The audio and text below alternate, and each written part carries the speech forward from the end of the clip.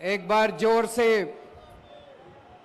भारत माता का जयकारा लगाएंगे सारे जने।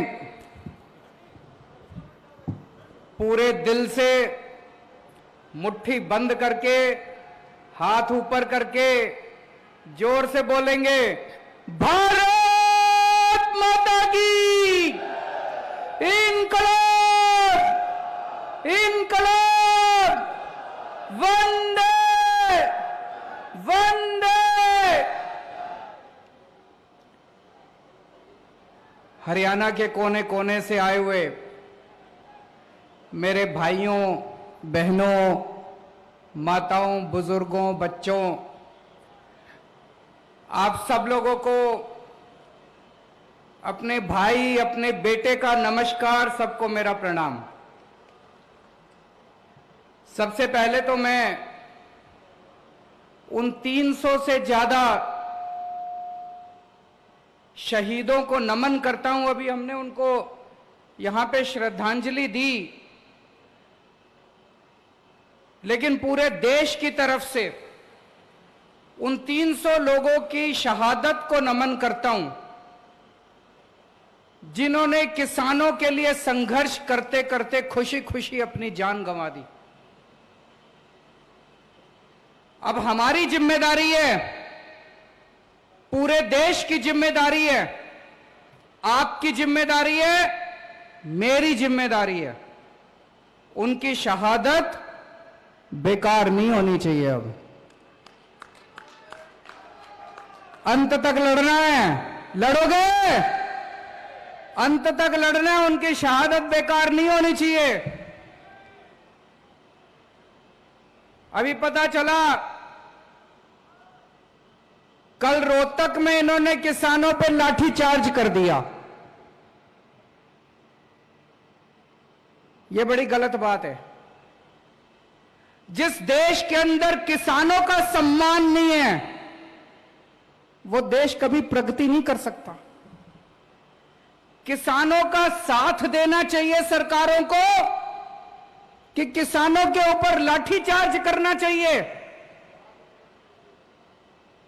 हम कड़ी निंदा करते हैं इसकी, और आज पूरे हरियाणा में बता रहे हैं किसानों ने चक्का जाम कर रखा है। हम किसानों के इस संघर्ष का समर्थन करते हैं। मैं अभी जब आया मेरे को भी काफी टाइम लग गया, कई जगह से मेरे को घूम के आना पड़ा, लेकिन मेरे को कोई तकलीफ नहीं है। अभी मेरे को पता चला है कई सारी बसें, कई सारे लोग जो आज यहां सभा में आना चाहते थे,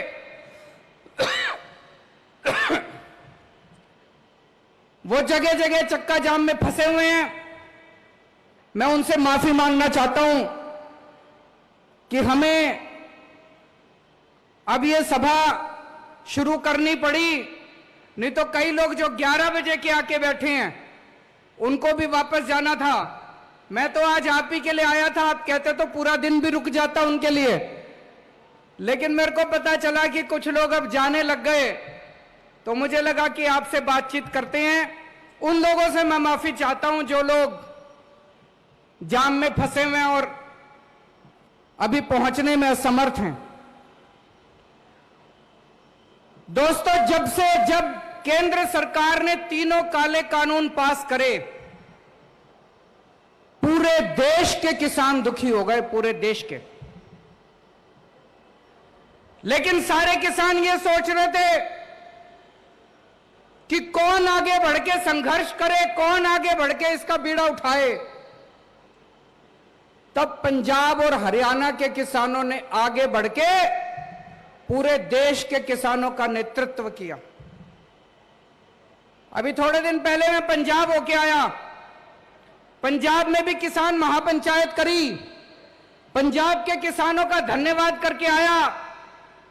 आज मैं हरियाणा में आया हूं, हरियाणा के किसानों का धन्यवाद करने के लिए कि पंजाब और हरियाणा के किसानों ने नेतृत्व करके इस पूरे किसानों के संघर्ष का नेतृत्व किया और देश के सारे किसानों की आवाज बुलंद की आप लोगों ने इन तीनों काले कानूनों के खिलाफ।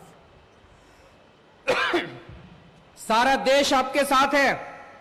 ये मीडिया वाले दिखाएं ना दिखाएं, चिंता मत करना। कोई कुछ भी कहे, चिंता मत करना।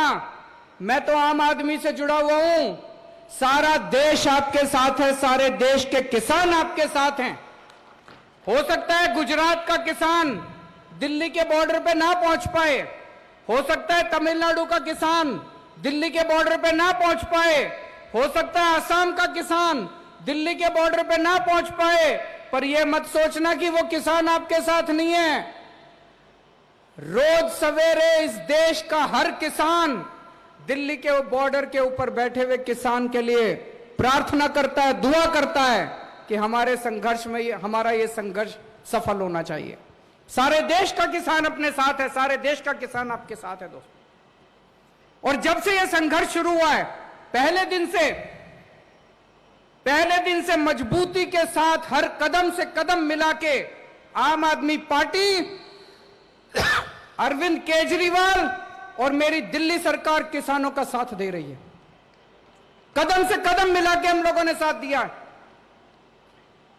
मेरे को याद है जब किसानों ने, पंजाब और हरियाणा के किसानों ने दिल्ली की तरफ कूच करा था, दिल्ली बॉर्डर की तरफ आ रहे थे, तो हरियाणा सरकार ने जगह जगह आंसू गैस के गोले छोड़े, जगह जगह बैरियर लगा दिए, उनके ऊपर लाठीचार्ज करा। लेकिन हमारे किसानों की हिम्मत देखो, सरकारों के बुलडोजर पार करते हुए, आंसू गैस के गोले पार करते हुए, इनके लाठीचार्ज पार करते हुए हमारे किसान दिल्ली बॉर्डर के ऊपर पहुंच गए। तब केंद्र में बैठी बीजेपी सरकार ने एक षड्यंत्र रचा। केंद्र सरकार ने षड्यंत्र बनाया, चलो इन किसानों को आने दो दिल्ली। जब ये दिल्ली पहुंचेंगे तो केंद्र सरकार ने दिल्ली के 9 बड़े बड़े स्टेडियम उन्होंने सोचा इनको जेल बना देते हैं। और जैसे ही ये किसान दिल्ली में पहुंचेंगे, इन सारे किसानों को उठा के स्टेडियम में बंद कर देंगे, फिर बैठे रहना वहीं स्टेडियम में बैठ के करते रहना अपना संघर्ष। ये केंद्र सरकार ने षड्यंत्र रचा। पर भाई साहब, अपनी किस्मत अच्छी थी, कानून में लिखा था कि स्टेडियम को जेल बनाने की पावर दिल्ली के मुख्यमंत्री की है।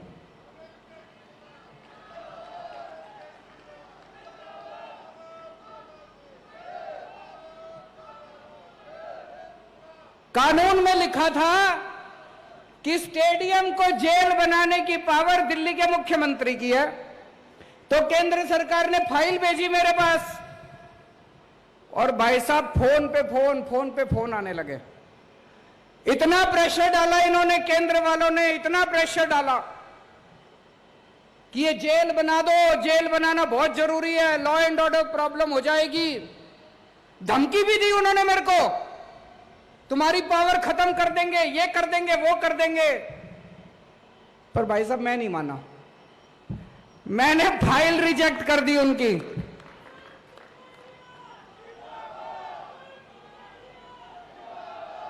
मैंने फाइल पे लिख दिया कि किसानों का आंदोलन सही है, किसानों की मांगे जायज हैं, किसानों की मांगे तुरंत मानी जाएं, और दिल्ली पुलिस का यह प्रस्ताव कि दिल्ली के स्टेडियम जेल बनाए जाएं, यह प्रस्ताव खारिज किया जाता है। और मैंने फाइल उनकी वापस भेज दी।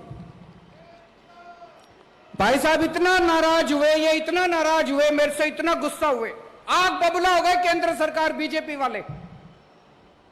फिर मैंने अपने सारे विधायकों को बोला, अपने सारे सांसदों को, कि बॉर्डर पे जाओ, किसान बैठे हैं, उनकी जाके सेवा करो, आम आदमी की तरह जाना, टोपी पहन के मत जाना, झंडा लेके मत जाना, केजरीवाल का नाम मत लेना, आम आदमी पार्टी का नाम मत लेना, अपने को राजनीति नहीं करनी, बॉर्डर पे जाओ, किसानों की सेवा करो। हमने लंगर लगवाए, दिल्ली सरकार की तरफ से पानी का इंतजाम करा, टॉयलेट का इंतजाम करा। एक दिन कुछ किसान भाई आए मेरे पास, बोले जी वहां पे सिग्नल कमजोर है, घर पे बात नहीं हो पाती, गांव में बात नहीं हो पाती। हमने सरकार की तरफ से वहां पे वाईफाई का भी, फ्री वाईफाई का इंतजाम कर दिया वहां पे बॉर्डर के ऊपर। जो हम कर सकते थे हमारे हाथ में था, सब कुछ करा जी। और जिस दिन राकेश टिकैत भाई साहब के साथ वो हादसा हुआ, जिस दिन राकेश टिकैत 28 तारीख थी मेरे ख्याल से, 28 या 29 जनवरी की शाम थी, मैंने टीवी खोला, मैंने देखा राकेश टिकैत भाई साहब, उनकी आंखों में आंसू है, वो टीवी पे रो रहे थे। मेरे से रहा नहीं गया। पहले संजय सिंह जी को मैंने कहा, संजय सिंह ने उनको फोन करा, फिर मैंने राकेश टिकैत जी को फोन करा, मेरी उनसे फोन पे सीधी बात हुई।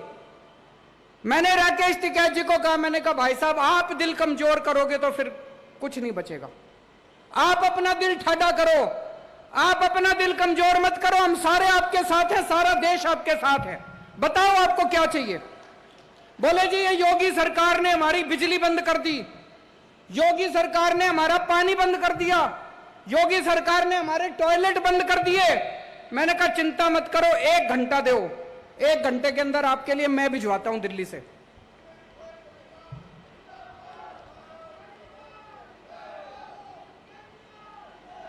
एक घंटे के अंदर हमने जनरेटर भिजवा दिए, बिजली का इंतजाम कर दिया, टॉयलेट का इंतजाम कर दिया, पानी का इंतजाम कर दिया, सारा इंतजाम कर दिया। और मुझे बड़ी खुशी है कि आज भी किसान आंदोलन 4 महीने के बाद जिंदा है। अभी भी वो कुछ नहीं कर पाए, इसी वजह से वो इतने परेशान हो रहे हैं मेरे से, इसी वजह से इतने नाराज हो रहे हैं। और अब वो संसद के अंदर एक बिल लेके आए हैं केजरीवाल को सजा देने के लिए। बहुत बड़ा खामियाजा भुगता है हमने, किसान आंदोलन का समर्थन करने के लिए वो अब हमें सजा दे रहे हैं। वो एक कानून लेके आए, कानून पास कर दिया संसद ने कि दिल्ली के अंदर चुनी हुई सरकार, चुने हुए मुख्यमंत्री की कोई पावर नहीं होगी, सारी पावर लेफ्टिनेंट गवर्नर की। भाई साहब इसलिए आजादी की लड़ाई लड़ी थी क्या? आजादी की लड़ाई लड़ी थी कि देश आजाद होएगा, जनता की ताकत होएगी, जनता वोट डालेगी, वोट डाल के अपनी सरकार चुनेगी, सरकार जनता के लिए काम करेगी। अरे ये कैसा कानून कि जिस सरकार को जनता ने 70 में से 62 सीट दी, 70 में से एक बारी 67 सीट दी, उस सरकार की कोई पावर नहीं और तुम्हारे लेफ्टिनेंट गवर्नर की सारी पावर। संसद के अंदर जब ये बिल पे चर्चा हो रही थी, सुशील गुप्ता जी वहीं बैठे थे संसद में, बीजेपी के एक एक सांसद ने खड़े होकर बोला केजरीवाल ने किसानों का समर्थन किया था, इसलिए केजरीवाल को सजा दे रहे हैं हम लोग। सुन लेना आप यूट्यूब के ऊपर, सोशल मीडिया पे सुन लेना इनके बीजेपी वालों के भाषण। बीजेपी वाले संसद में खुलेआम बोल रहे थे, चैलेंज कर रहे थे कि दिल्ली के मुख्यमंत्री ने किसानों का समर्थन क्यों करा। दिल्ली के मुख्यमंत्री ने किसान आंदोलन का समर्थन करा, इसलिए केजरीवाल को यह सजा दी जा रही है। मैं उनको कहना चाहता हूं, हमारे 300 किसान भाइयों ने शहादत दे दी, अपनी जान दे दी। इस किसान आंदोलन के लिए अगर केजरीवाल की जान भी चली जाए,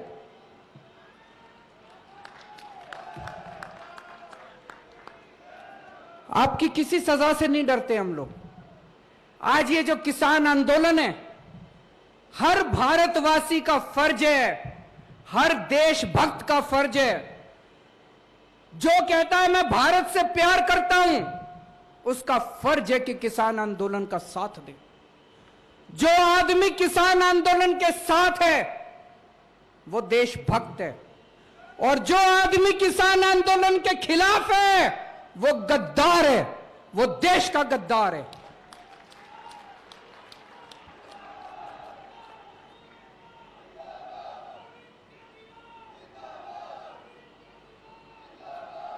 इस किसान आंदोलन को सफल बनाने के लिए केजरीवाल को जो भी कुर्बानी देनी पड़ेगी, आज मैं इस मंच से आप लोगों को कहना चाहता हूं, मैं हर कुर्बानी देने के लिए तैयार हूं।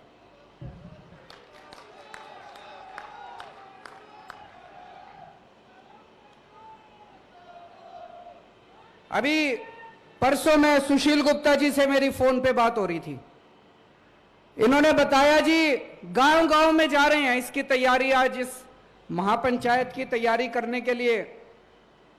बोले जी गांव गांव के अंदर किसी पार्टी के नेता को नहीं घुसने दे रहे, और जब आम आदमी पार्टी वाले जाते हैं तो लोग बुला बुला के अपने घर में उनको दूध पिलाते हैं।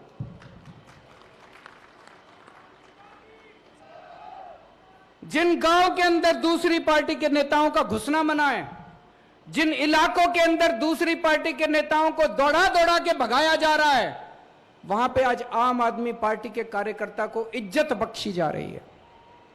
पूरे देश के अंदर आज सब लोग एक ही बात कह रहे हैं कि आम आदमी पार्टी किसानों की पार्टी है। अगर किसानों का कोई भला सोचता है तो आम आदमी पार्टी सोचती है। मेरे लिए यह सबसे खुशी की बात है, मेरे लिए यह बड़े सम्मान की बात है।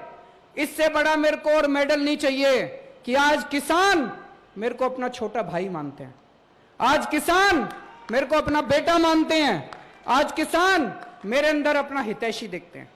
मेरे लिए इससे बड़ी बात नहीं हो सकती दोस्तों। इसकी जो सजा देना चाहती है केंद्र सरकार मेरे को सजा दे, मेरे को इसकी कोई परवाह नहीं है।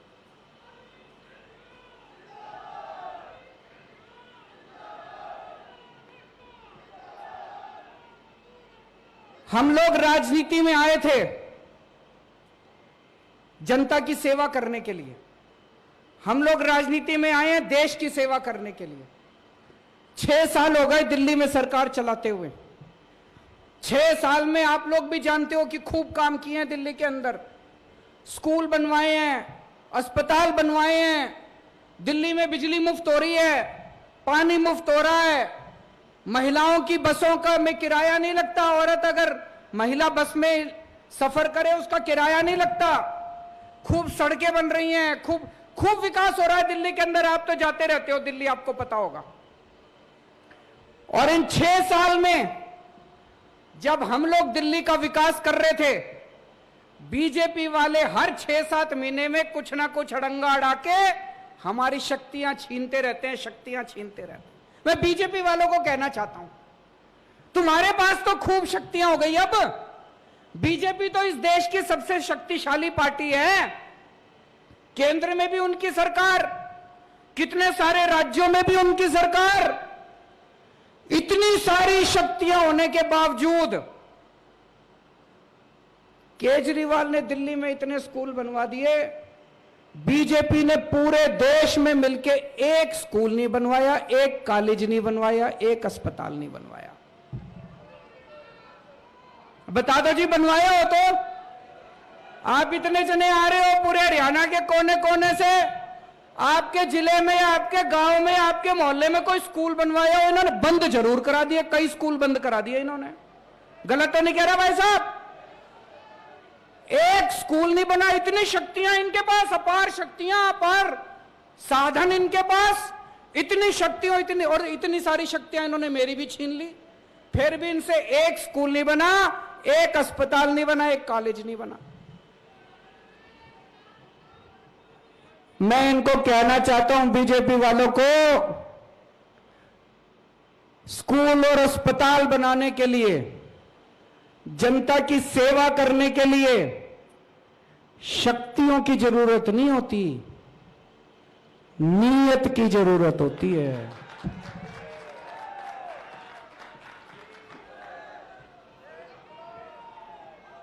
तुम्हारे पास शक्तियां तो बहुत है, तुम्हारी नीयत खराब है। केजरीवाल के पास शक्तियां नहीं है, हमारी नीयत साफ है। तुम हमारी जितनी मर्जी शक्तियां छीन लो, ये दिल्ली के अंदर स्कूल बने थे और बनते रहेंगे, दिल्ली के अंदर अस्पताल बने थे और बनते रहेंगे।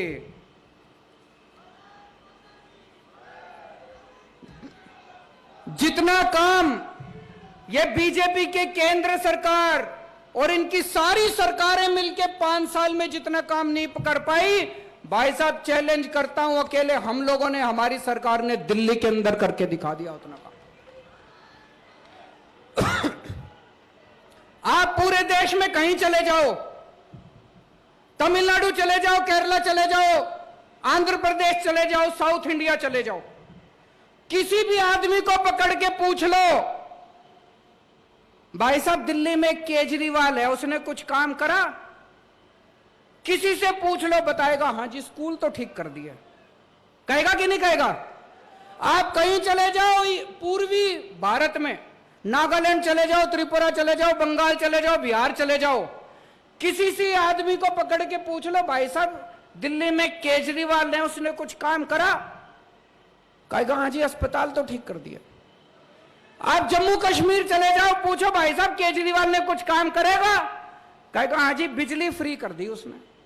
आप गुजरात चले जाओ, पूछो केजरीवाल ने कुछ काम करा? बोला हाँ जी पानी ठीक कर दिया, स्कूल ठीक कर दिया, अस्पताल ठीक कर दिया। और आप पूरे देश में कहीं चले जाओ और पूछो बीजेपी ने कुछ करा 5 साल में? कहेंगे जी उन्होंने किसान बर्बाद कर दिए, व्यापारी बर्बाद कर दिए, यूथ बर्बाद कर दिया, युवा बर्बाद कर दिए, सबको बर्बाद करने के सिवा। भाई साहब इतने सारे आदमी बैठे हैं, अगर बीजेपी ने एक काम कराओ 5 साल में, इतनी शक्तियां, इतने, एक काम कराओ, मेरे को बता देना जी कोई एक काम कराओ 5 साल में, कोई एक काम इन्होंने कराओ ढंग का। तो भाई साहब इनके पास शक्तियां तो बहुत है, नीयत खराब है। इन 75 साल में इस देश पे 2 ही पार्टियों ने राज करा, बीजेपी और कांग्रेस, 2 ही पार्टियों ने राज करा 75 साल में।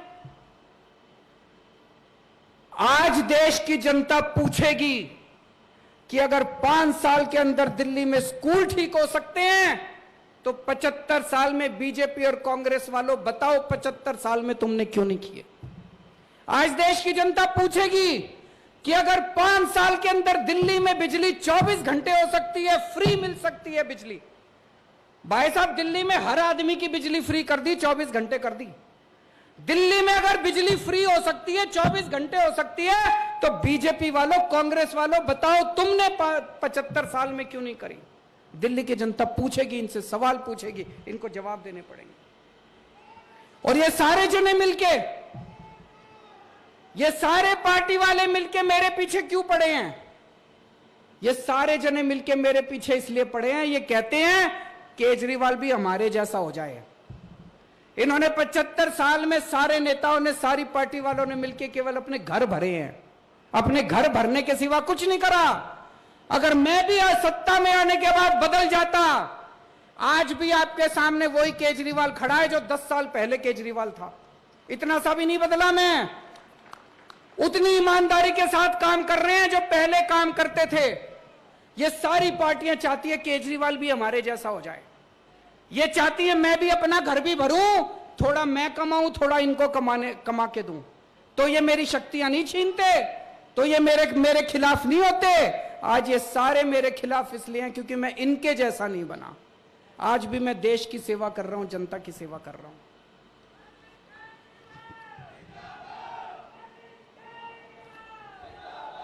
भाई साहब छोटे बच्चे होते थे हम, मास्टर पढ़ाया करता था कि दुनिया में 3 किस्म के देश होते हैं, विकसित देश, डेवलप्ड कंट्री जो अमीर देश होते हैं, विकासशील देश डेवलपिंग कंट्री, और अविकसित देश जो देश विकसित नहीं है। तो बचपन में पढ़ा करते थे भारत विकासशील देश है, तो मास्टर से पूछते थे जी हमारा देश विकासशील है तो ये विकसित कब बनेगा, ये अमीर देशों की कैटेगरी में कब आएगा? तो मास्टर कहता था 5-10 साल में आ जाएगा। भाई साहब 40 साल तो हो गए, सारी पार्टियां आली, सारी पार्टियां चली गई, आज भी जो बात मास्टर मेरे को पढ़ाता था मेरे बेटे को पढ़ाता है। आज भी मेरे बेटे को कहते हैं भारत विकासशील देश है, कब होएगा विकसित? 5-7 साल। ऐसे यूं नहीं होने वाला, इन पार्टियों के भरोसे नहीं होने वाला दोस्तों। मेरी जिंदगी का तो एक ही सपना है, अपने जीते जी भारत को दुनिया का नंबर 1 देश बनाना है।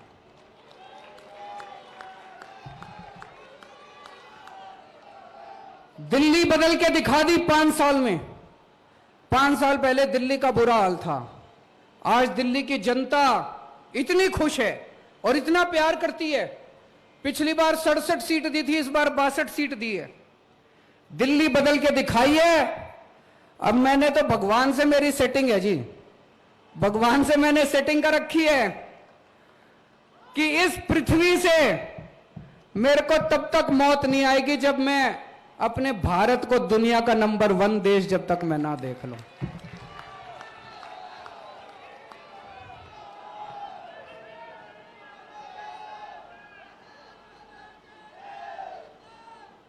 और यहां जितने किसान भाई आए हैं, उन सारे किसान भाइयों को मैं कहना चाहता हूं, ठाडे रहना, चिंता ना करना। दिल्ली में थारा छोरा बैठा है सीएम।